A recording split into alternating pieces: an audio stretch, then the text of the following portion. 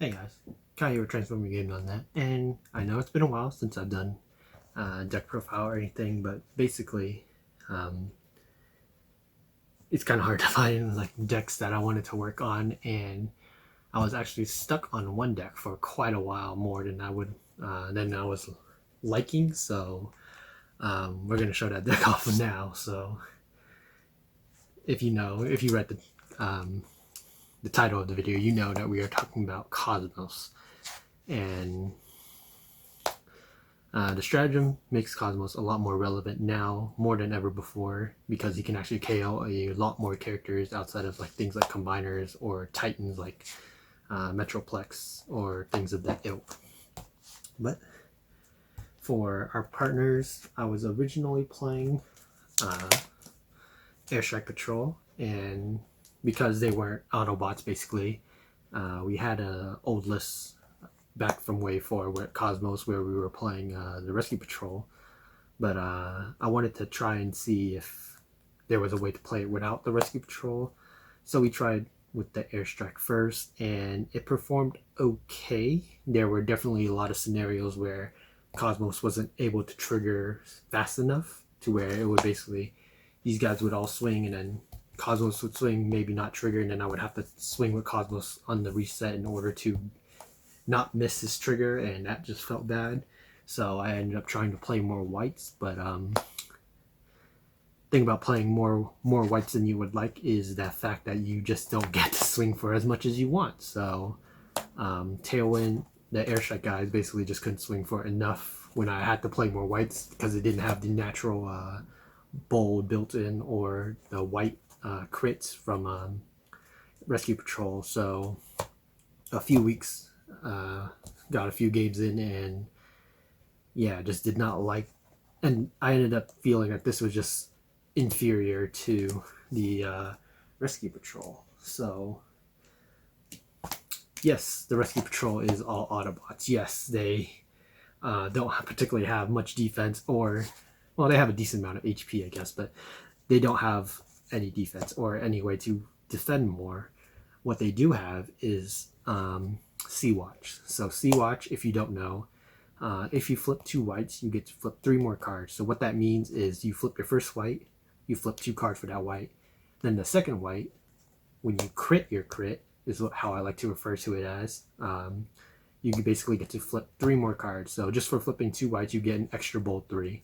So that definitely, and the important thing is that that's during battle. That's when they battle. So attack or defend. So if like I swing with Red Heat, who's usually the first attacker. So for turn sequences, flip Cosmos, swing with Red Heat. Usually he doesn't hit on the first swing because I'm only playing like 9 whites in the deck, so he might not swing and he might not hit the crit, but he can get it on defense. So if you get it on defense, then you're basically set up to where you can flip fix it. You'll have a good amount of bold on fix it.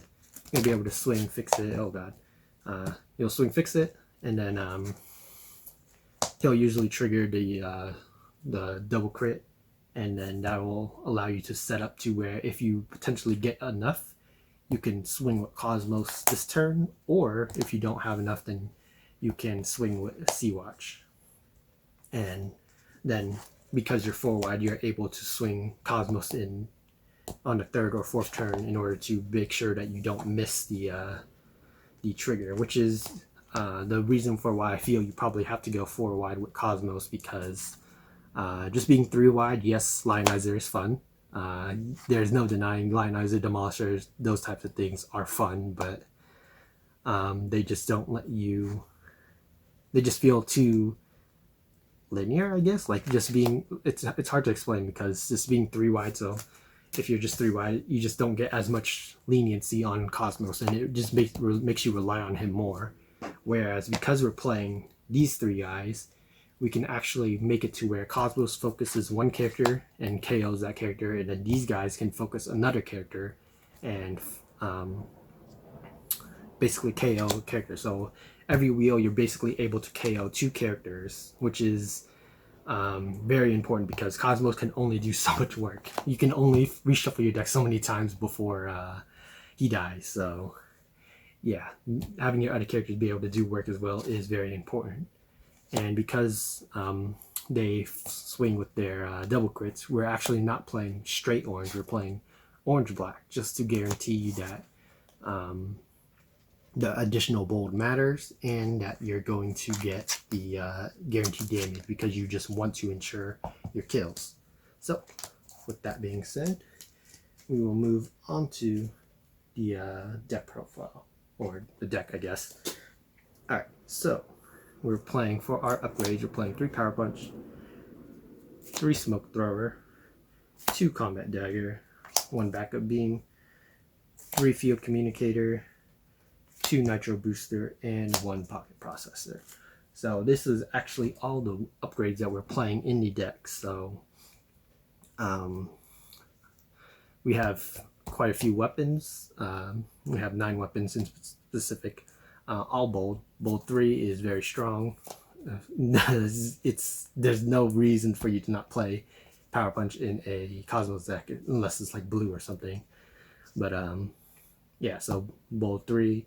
We're playing Smoke Throwers instead of something like more Backup Beams or Flamethrower or something, is because we're playing quite a number of solo oranges as is, so having some solo blacks basically helps to balance that, because the idea of the deck, if you don't know, is very similar to Burgos Bold, which, if you don't know what that is, it is basically a deck where you're swinging with a lot of bold, and you want to match your attack with the pierce that you're swinging. So you're swinging with, every time you swing, you want to hit like 6 pierce 6, or like 8 pierce 8, or something like that. So those are numbers that aren't quite as easily achieved in this deck because of the RNG mechanic of the double crit from Sea-Watch. But it's still the same premise, basically.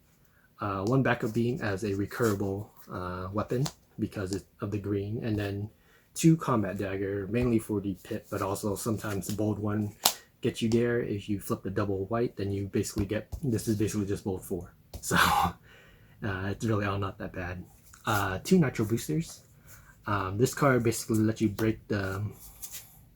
basically let your little guys swing for more. All of them are actually able to trigger this unless they have like Field Communicator on them.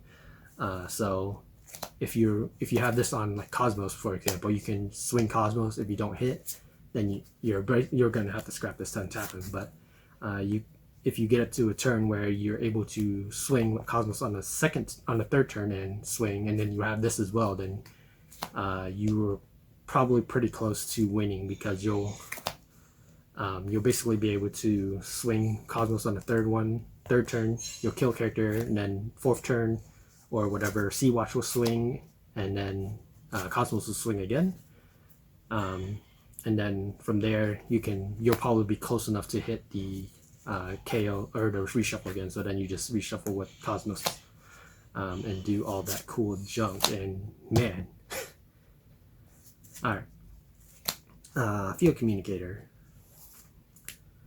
So Field Communicator is basically just a white upgrade. I just wanted a white upgrade, and there was no white bold 2. So Field Communicator, all your guys are specialists, so being able to play this and being able to play, like, say, weapon off the top, or say Supercharge or something, it just lets you get an additional play to potentially guarantee your hits. And then Pocket Processor as well, for a green to pick up as for just stuff you don't need basically in the hand, and also just to guarantee that you have a upgrade play for the turn. So it's pretty solid in that matter. And because it's an orange black deck and you're trying to just do a lot of bold, you're going to be playing 2 cards a turn, so that's basically just going to allow you to just keep playing cards, basically. I don't know why it's so hard. So that guy is destroying me right now. Okay, for the actions, we are playing 3 Supercharge, 3 Fight for Position, 3 Heat of Battle, 3 Magnetic Dysfunction Ray, 3 Precision Fire, 3 Gaming Crash, 2 confidence, 3 work overtime, and 1 counter espionage. Bolt 3. So yeah, bolt 3. That's all I can really say. Fight for position. Orange black, bolt 2. Really good. Heat of battle is also bolt 3, and the tough doesn't matter on your opponent's side because you're playing orange black. So yeah, just a really strong card, and it gives all your characters bolt 3 and tough 3 technically, but bolt 3 for the turn. So you can get some really nasty turns with that card. So yes, we are playing all Autobots, but I think this card is still just better than, say, like Escape Capsule or something, where you could still get steal. It's basically just direct damage, basically. Even if you have to sacrifice 8 health, I guess, on your characters, it's just the opportunity to potentially kill 1 or 2 characters with this card is still just too strong.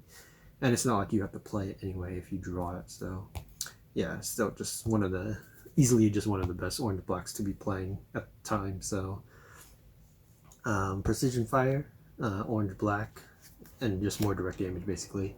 And then Kameen Crash, it's black, but it's 2 damage just anywhere, so still just really strong for direct damage. And then we're playing 3 confidence. Confidence is one of the main reasons for why you would even want to play Autobots. I know Cars wants to play confidence, and Combo also wants to play confidence, but yeah, this is basically one of the main reasons you want to play confident, or you want to play Autobots. With this deck specifically, being able to go through 2 cards and then still be able to play another action is filter 2 cards from your deck and then still play another action is really, really strong, because it'll get you to your weapons as well as any of your extra bold or maybe even potential direct damage or whatnot.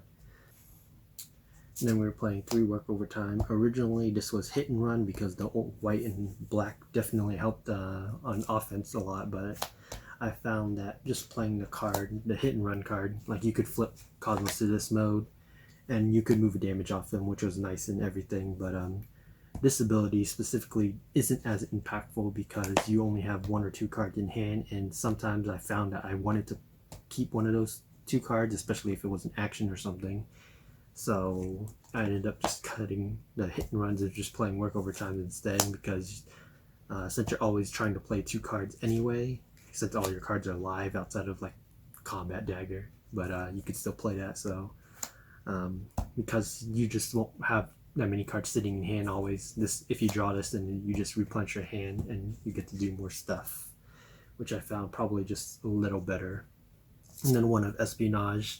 This is really just a text slot. It can be anything else really, but I found that counter espionage helps against like secret actions, because secret action deck can definitely blow you out, especially if you can't like kill one of their characters because of they have like stable cover or something, or temporal quagmire, or end hostilities, which is like the main ones.